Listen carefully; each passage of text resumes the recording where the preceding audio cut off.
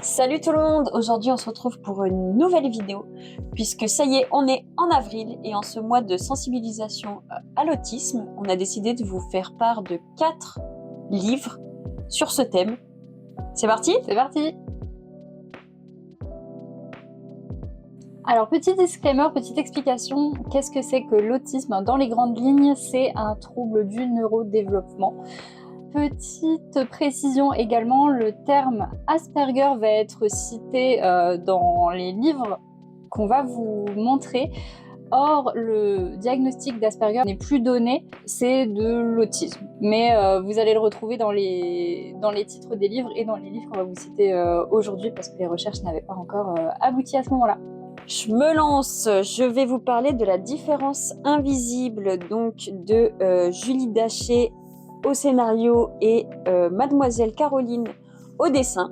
Et en fait, dans ce livre, ça va être donc le témoignage de Julie Daché, cette scénariste, au travers du personnage de Marguerite dans la BD, puisque Marguerite a 27 ans, elle a, on dirait, tout pour être heureuse, elle a un travail dans une grande entreprise, elle est en couple, voilà, tout semblait aller. Et en fait, depuis toujours, elle se sent quand même un peu différente des autres. Il y a pas mal de situations de la vie quotidienne qui l'angoissent un peu, qui la mettent mal à l'aise. Par exemple, la plupart des gens aiment aller boire l'apéro avec tous leurs amis, mais elle, c'est pas trop son truc. Elle préfère plutôt rester toute seule. De fil en aiguille, elle va partir à la rencontre d'elle-même, puisqu'elle va aller faire des tests et le diagnostic tombe. Elle est donc autiste. Donc elle l'apprend à 27 ans passés. Et pour elle, ça va être déjà beaucoup d'explications. Elle va enfin comprendre pas mal de choses sur elle. Et ça va être tout simplement un peu sa renaissance, quoi. Donc j'ai trouvé ça hyper touchant, très bien fait, surtout grâce au dessin. Parce que vous verrez qu'il y a une couleur qui est vraiment mise en avant, c'est le rouge, qui va représenter un peu toutes les petits détails de la vie quotidienne qui pourraient provoquer de l'angoisse, de l'anxiété et des crises à Marguerite. C'est fait de façon hyper intelligente. Franchement, ça, c'était top. Et je trouve que c'est un super bon livre pour commencer à appréhender ce trouble, à faire connaissance avec.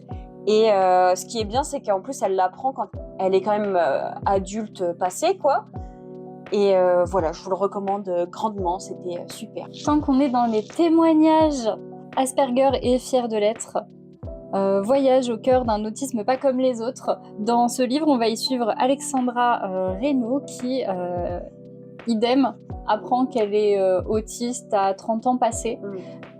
C'est son cheminement vers sa vraie vie au final, parce qu'elle avait l'impression de survivre dans ce monde qui lui correspondait pas. Et depuis le diagnostic, on va reprendre vraiment plein de passages de sa vie où elle se rend compte que mais en fait, c'était ça. C'était pas juste parce que je suis un peu... Non, c'était vraiment parce que je suis autiste que toutes ces situations me dérangeaient, ces situations me sont arrivées. Par exemple, elle se rend compte que si d'aussi loin qu'elle se souvienne, elle a été végétarienne, c'est pas par conviction, c'est vraiment parce qu'elle ne supporte pas la texture, le goût de la viande dans sa bouche. Et c'était pas de sa faute. C'était pas de sa faute, elle n'était pas forcément tatillonne sur plein de détails, un peu chiantes, comme on a pu lui dire tout au long de sa vie. Mais qu'en fait, c'était pas elle qui l'avait décidé, elle était née comme ça. Et je trouve que c'est un témoignage hyper intéressant. Vous avez une préface d'un psychologue et une postface d'un professeur en psychologie également qui sont très intéressantes. Vraiment, j'ai adoré ce livre d'une adulte qui réapprend et qui apprend à vivre et à dire aux autres merde en fait, de toute façon je ne pourrais pas changer. Je peux m'adapter sur certains points, mais c'est pas pour autant que je vais changer et que je deviendrai normale. Voilà, j'ai adoré ce livre, je vous le conseille. En plus c'est un format poche, donc ça se lit super vite. Allez-y. Ce qui est bien dans ce genre de livre, c'est qu'à la fin vous avez souvent un petit dossier avec des chiffres historiques, des définitions, qu'est-ce que c'est l'autisme. Et je trouve qu'à chaque fois, c'est bien parce qu'il vous aussi redirige vers d'autres ouvrages si vous avez envie de vous y intéresser un peu plus. Et à savoir, petite fun fact, l'autisme est considéré comme un handicap depuis seulement 1996. C'est très récent quand même. Oui. Ensuite, on va parler de Couleur d'asperge que je viens de lire, qui était très sympa, assez courte. Donc, si vous avez envie de rentrer dans ce sujet tout en légèreté, c'est peut-être pas mal, puisqu'on va y suivre Lucune, qui est une jeune fille qui, pareil, depuis qu'elle est petite, elle se sent assez différente. Elle a une logique qui n'est pas comme celle de tout le monde. Elle est très très franche et ça amène pas mal de situations plutôt maladroites. Et à l'école, tout le monde la prend pour la chelou du coin de la classe, tu vois. Elle a pas beaucoup d'amis, elle en a un seul qu'elle a réussi à se faire. Et même à la maison, la communication, elle n'est pas forcément toujours évidente. Elle dit qu'elle trouve qu'elle a un boulet pour son petit frère. Jusqu'au jour où, pareil, elle va tout simplement effectuer un diagnostic avec des professionnels, sous les bons conseils de son amie, qui lui a dit que ça l'aiderait sûrement, alors qu'elle considérait qu'aller voir un psy, c'est pour les fous, voilà, le classico-classique. Et au final, forcément, il y a beaucoup de gens qui pensaient ça et qui le pensent peut-être encore. Et au final, ça a beaucoup l'aidé à se comprendre elle-même. Elle qui a ses sensibilités assez particulières, qui a peur du noir, qui se sent pas bien quand il y a trop de bruit. C'est pour ça qu'elle est toujours avec son petit cube, son petit Rumicube. Qu'entre nous, on n'a jamais réussi à faire, mais bon, c'est pas grave. Qui l'a déstressée, etc. Donc franchement, j'ai trouvé que c'était une histoire assez sympa. Là, on est plus sur une jeune fille qui est beaucoup plus jeune que dans les 2 livres précédents. On y aborde aussi plus légèrement un autre thème qui est la non-binarité aussi. Donc si vous avez envie de voir tout ça réuni dans un livre, c'est très sympa.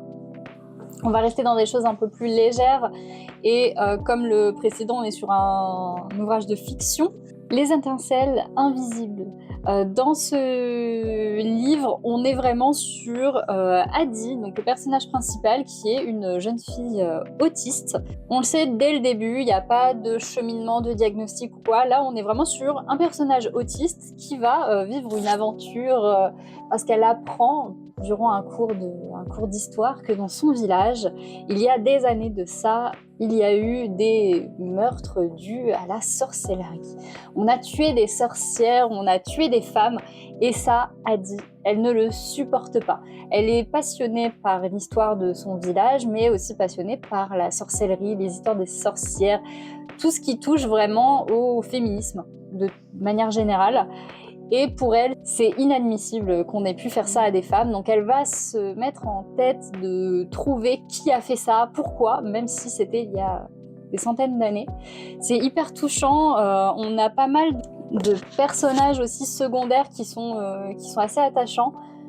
Notamment une personne qui arrive à la fin du livre qui est comme Adi. Voilà, et qui était considérée comme une sorcière, la sorcière du village, très attachante, très chouette. Je trouve aussi que, en plus du fait que le personnage principal soit autiste, le livre est fait d'une manière qui peut vraiment convenir à la lecture pour une personne autiste. C'est-à-dire qu'on a des chapitres qui sont courts, les chapitres commencent tous sur la page de droite. Il se termine soit sur la page de droite, soit sur la page de gauche, mais le chapitre suivant commence toujours au même endroit. Les chapitres ne font pas plus de 10 pages, donc quand on veut lire 2-3 chapitres comme ça, c'est très pratique. Le livre est court, c'est écrit gros, c'est lisible, il n'y a pas un vocabulaire non plus très poussé. Il n'y a pas 1000 pages à la fin, il y a un petit remerciement, c'est tout. C'est un livre qui est hyper abordable pour des personnes autistes, justement, même très jeunes. Ça, c'est bien. Oui. Ça, c'est pour ça que je voulais mettre ce point-là aussi à l'honneur pour celui-ci, parce que c'est pas le cas de tous les livres. Je sais que, évidemment, ça coûte plus cher à la production d'un livre de devoir faire la mise en page de cette manière, mais qu'est-ce que c'est agréable, et je pense que c'est d'autant plus agréable pour une jeune personne qui a du mal aussi à se concentrer. Pour moi, c'est vraiment ce qui fait que voilà, il est dans mon top aujourd'hui, et pas seulement parce que le personnage de Adi est adorable. Voilà, c'était tout pour nous. On espère que vous avez apprécié la vidéo. N'hésitez pas à nous recommander d'autres livres sur le sujet de l'autisme ou d'autres handicaps. C'est vrai que c'est des thématiques que nous, on adore lire. On adole. On adore se cultiver en tout cas sur ces sujets. Donc voilà, n'hésitez pas à mettre un petit pouce si vous avez aimé la vidéo, à vous abonner parce que ça soutient vachement la chaîne. Et puis on se dit à une prochaine. Salut!